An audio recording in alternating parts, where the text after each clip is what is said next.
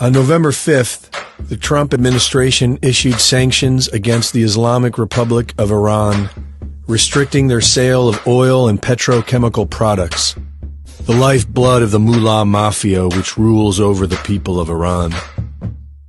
It is expected to topple the regime.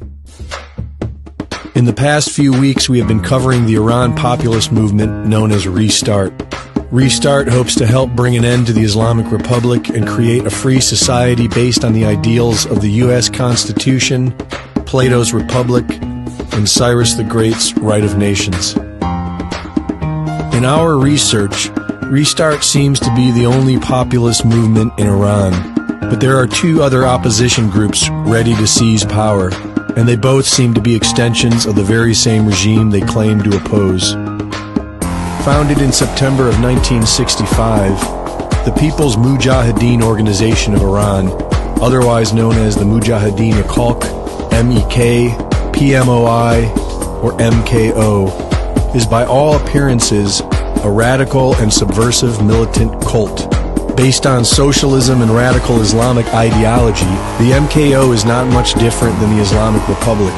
The MKO helped overthrow the Shah in the Revolution of 1979, and they were involved in the hostage crisis, wherein 52 American diplomats and citizens were taken hostage for 444 days. The MKO fought with Saddam Hussein in the Iran-Iraq wars, killing thousands of Iranian civilians in barbaric assaults, such as burying children alive. The MKO has never been a friend of the Iranian people, and they exist for only one reason: to overthrow the regime and take control of the nation's resources. And yet, for some reason, they have been allowed to thrive in the nation's capital. The MKO is known as a cult in Iran. There are families who completely lose contact to their children who have been indoctrinated by the MKO, and they fight for just a moment of connection with their family members who are isolated behind the bars of the cult's compound. Members who have managed to liberate themselves tell stories of sexual abuse and rape. They claim that MKO cult leaders, Masoud and Maryam Rajavi, would force members to have sex with them. And members are trained to commit suicide upon capture by taking cyanide tablets that they carry with them at all times. The MKO is a known Marxist group and have had the support of Hillary Clinton, John McCain, and John Bolton.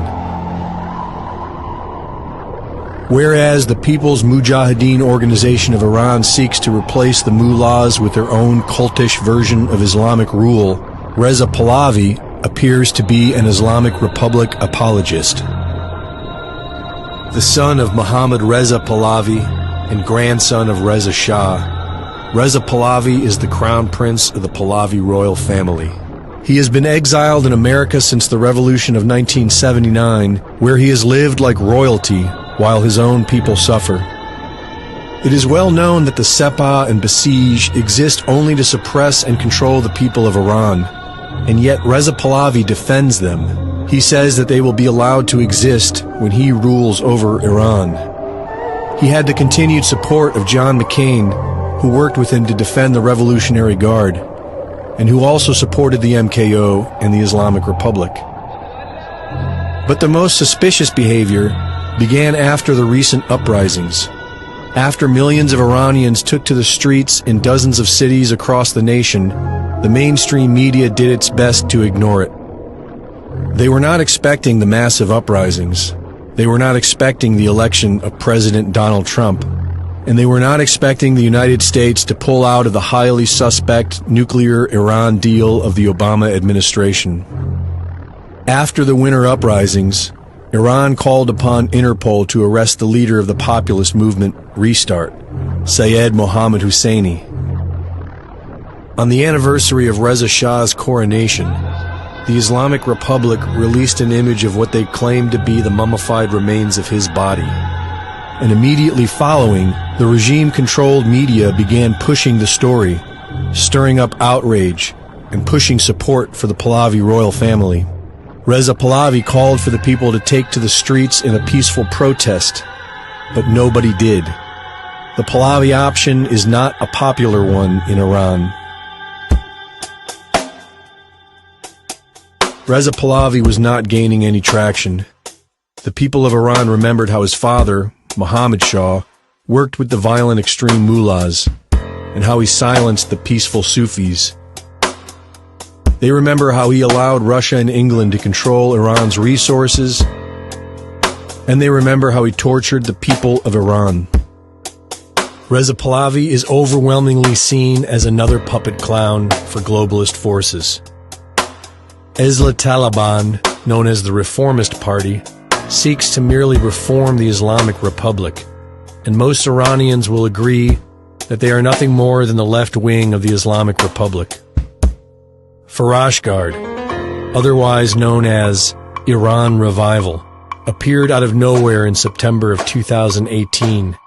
In an open letter, Farashgard claims that the regime cannot be reformed, therefore it must be overthrown. They renounce the leftist reformist movement, but at least 18 of the 40 members are themselves reformists. Many of them are directly tied to the Islamic Ministry of Intelligence, and many of them were even arrested for show by the regime, sent to prison for only a few days before being set free and given official refugee visas to freely live abroad.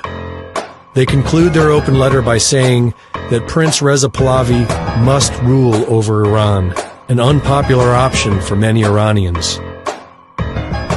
Farashgard has all the appearances of a political makeover, a way to spruce up the unpopular Reza Pahlavi to the Iranian people.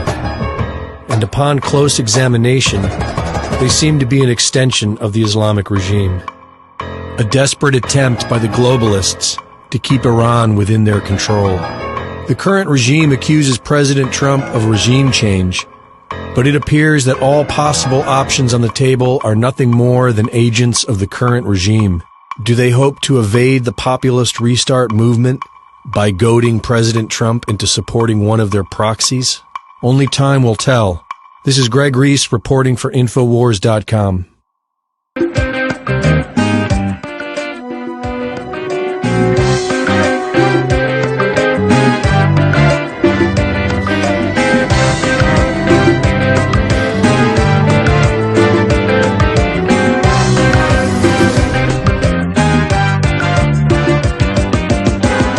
عقل و دل و ساز کنیم از اول آغاز کنیم بشیم مثال سیمور پرهامونو باز کنیم به شهر عشاق بریم یکی کنیم دلارو زمستونو دک کنیم زنده کنیم بهارو سیمور قطار بشیم با هم دیگه یار بشیم بریم به اول